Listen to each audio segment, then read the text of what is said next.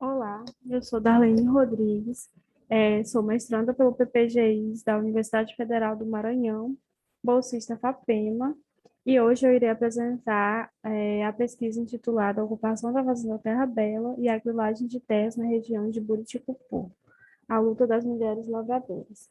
Essa pesquisa é orientada pelo professor Luiz Eduardo Simões de Souza.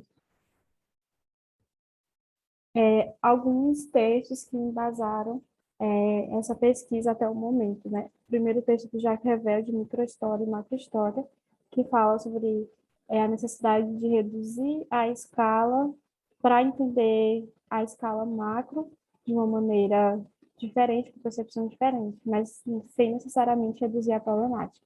O Pierre Rosanvallon, que vai falar sobre uma história do político, né, do campo político, que vai falar que o campo político ele condensa dentro de si as relações sociais e o próprio campo econômico. Por isso que ele é tão importante para entender a sociedade que estamos vivendo. O Marcos Aurélio Sacchi, que vai falar sobre o processo de territorialização e de ocupação desse território, né? Que para ele o território ele é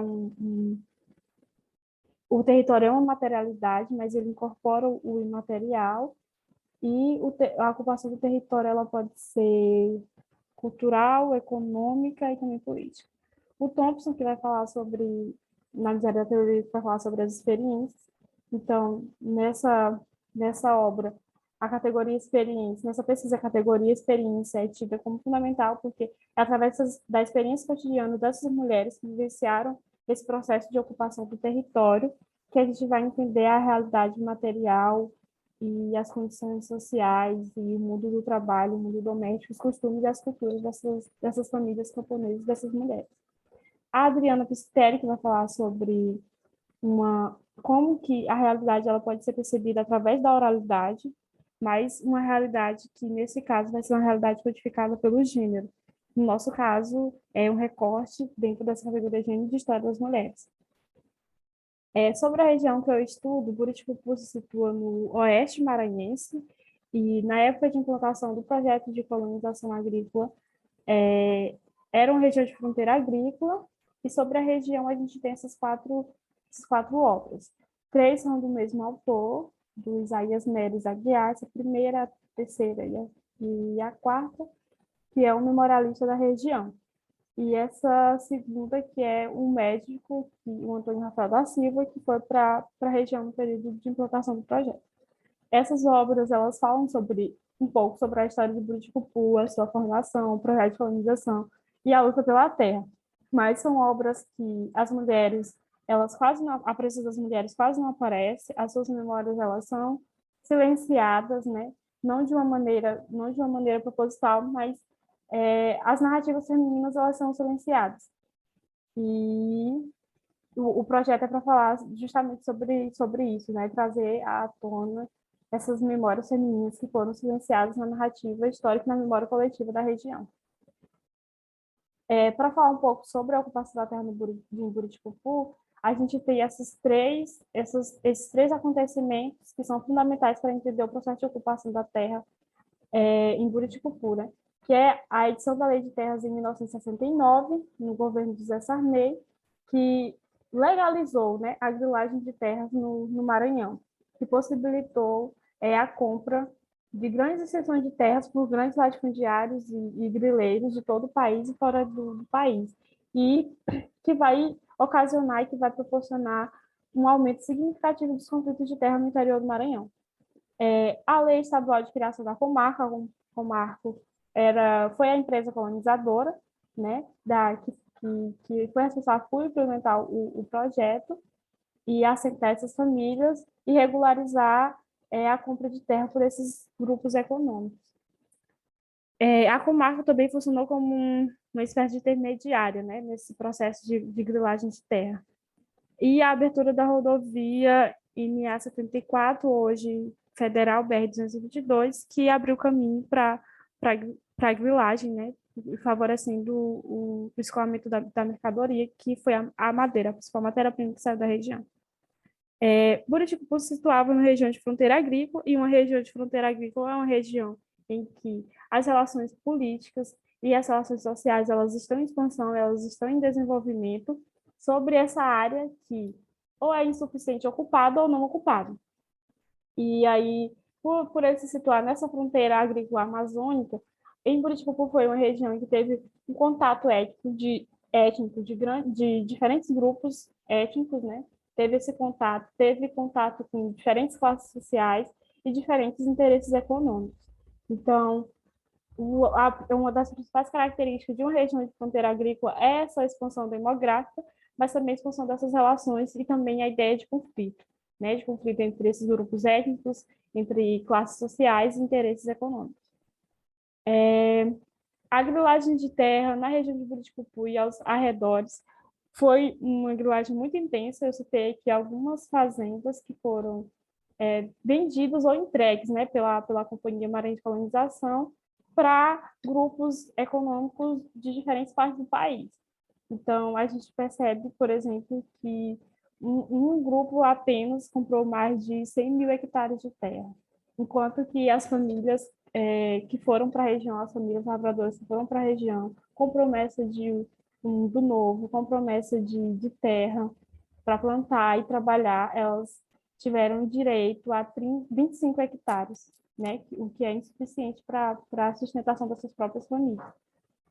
Então, a grilagem foi muito intensa, a administração da Comarco falhou, a companhia em si também falhou, e o clima de tensão social foi inevitável. E o tema da reforma agrária, que já estava presente em todo o país nesse período, já desde a década de 70, então o clima e o conflito foi inevitável. Então, em 1987, teve a primeira tentativa de tomada da fazenda Terra Bela, de 24 mil hectares, que pertencia a um fazendeiro, e que antes pertencia à construtora Mendes Júnior. Essa fazenda foi tomada em 88, a tomada vitoriosa foi em 88. Os trabalhadores e trabalhadoras que tomaram a fazenda estavam sendo apoiados pelo MST, pelo PT, pela Igreja Católica, pelas SEBs, pelo SEM, e esses lavradores liderados pelo Luiz Villanova e pelo Manuel da Conceição, que o Luiz Villanova depois vai se tornar um deputado estadual, tomaram a fazenda e ficaram acampados nessa fazenda, tendo seus direitos violados todos os dias, através de miséria, fome, né? E violência, muita violência com policiais e pistoleiros. E só em 2001 que teve a entrega do título da terra. E nesse processo de ocupação, as mulheres estiveram presentes desde o começo ao fim, porque os seus maridos, os chamados poceiros, que entraram na fazenda e elas logo depois acompanharam eles. Então, elas vivenciaram todo esse processo de luta pela terra mesmo, de lutar por melhorias de vida, de lutar para ter um pedaço de terra para você plantar e sustentar suas famílias. E a memória dessas mulheres quase nunca é citada nas obras que falam sobre a região. Eu conversei com 6 mulheres, aqui está a naturalidade delas, a idade delas hoje, né?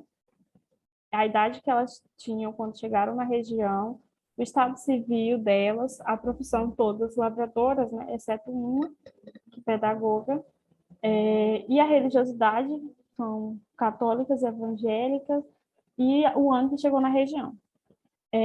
Essas mulheres, aqui na foto, algumas foram retratadas, não todas, mas participaram dessa marcha das mulheres que aconteceu em São Luís, capital do Maranhão, em 91. Então, aqui a gente consegue perceber algumas das mulheres da terra dela que participaram do processo de ocupação e da luta mesmo, junto com seus esposos e filhos e sobrinhas, né? Aqui também algumas dessas mulheres, e ainda também na Marcha das Mulheres, né? A programação da Marcha das Mulheres. Aqui é uma foto das primeiras casas que começaram a ser construídas na fazenda que foi ocupada. Aqui as casas de tijolos, as primeiras casas de tijolos, que já foram construídas ali já no final da década de 90. As primeiras casas não eram barracões de madeira mesmo. E aqui tem as primeiras casas que começaram a ser construídas. Por fim, esse trabalho é um trabalho para tentar entender e ressaltar a importância de se debater a questão fundiária no Maranhão, que é um estado de poceiro, de indígenas e de lavradores, e, no entanto, a questão fundiária nunca foi tida como uma questão pública de prioridade, né, para o governo. E para mostrar como que a grilagem no país como um todo, ela ainda é um legado que deve ser combatido. No estado do Maranhão, é um estado que ainda tem muitos conflitos de terra, envolvendo as populações tradicionais, comunidades tradicionais e populações indígenas. É também um trabalho que tenta ressaltar a importância da Constituição Federal de 88, que fala sobre o direito à terra e sobre a necessidade, né, o dever de se ter um, uma distribuição mais igualitária e mais democrática do território, né, assegurando assim os direitos fundamentais. Então, o meu trabalho é sobre isso, para falar sobre é, a luta dessas mulheres na terra, pela terra, né, e na terra, aqui no estado do Maranhão, na região de Buriticupu. Então, é isso. Obrigada, agradeço a atenção.